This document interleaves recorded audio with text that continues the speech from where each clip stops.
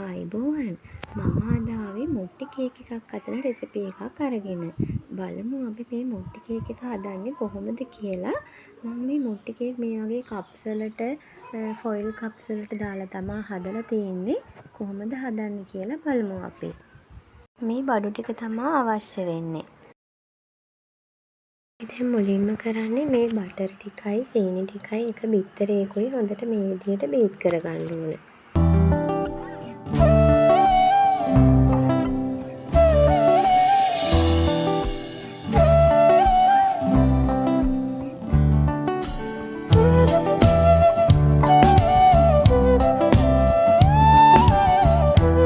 දැන් අනිත් බිත්තරෙත් දාලා ඒකත් හොඳට බීට් කරගමු.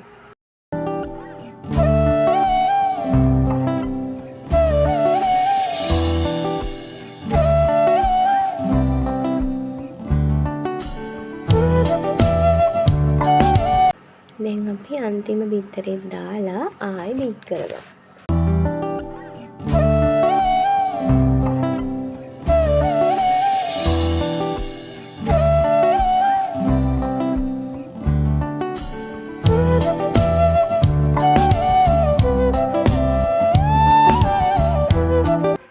අපි ස්පැචුලා එකෙන් මේ වටේ තියෙන ඒවත් ඔක්කොම එකට කවලම් කරගන්නවා. දැන් අපි වැනිලා ටිකත් එකතු කරගෙන තව ටිකක් බීට් කරගන්නවා.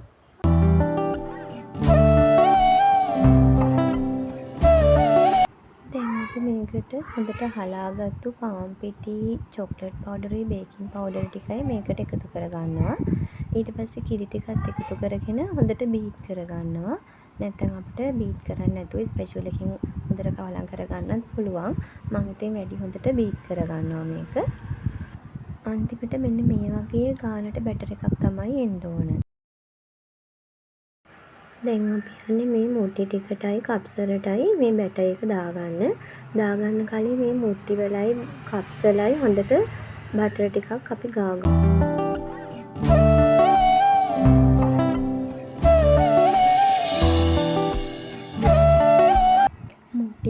කප්ස් වලටයි දාගෙන ඉතිරි බැටර් එක මම මේ වගේ ෆොයිල් කප්ස් 9කට දාගත්තා. ඒ ෆොයිල් කප්ස් වලටත් දාගන්න කලින් ඒවයිත් හොඳට බටර් ගා ගන්න ඕන. අපි ඉතින් මේ ටික දැන් oven එකට දානවා සෙල්සියස් අංශක 170ට විනාඩි 10ක් ප්‍රීහීට් කරපු oven එකේ විනාඩි 30ක් විතර අපි මේක බේක් කරගන්නවා. දැන් අපි චොක්ලට් ගනාෂ් එක හදාගන්න යන්නේ. කිරි ටිකයි කුකින් චොක්ලට් ටිකයි ඩබල් බොයිල් ක්‍රමයට මේ විදිහට හොඳට මේල්ට් කරගමු. දැන් කේක් ටිකත් හොඳට බේක් වෙලා තියෙන්නේ. ඒ ටිකත් හොඳට නිවුණාට පස්සේ අපි මේ හදාගත්ත චොක්ලට් ගනාෂ් එක මේ කේක් උඩින් අපි දාගන්නවා. ඊට පස්සේ අපිට මේ පෙබල්ස්, වයිට් චොක්ලට් චිප්ස් ඒ වගේ දේවල් වලින් අපිට මේක ලස්සන කරගන්න පුළුවන්.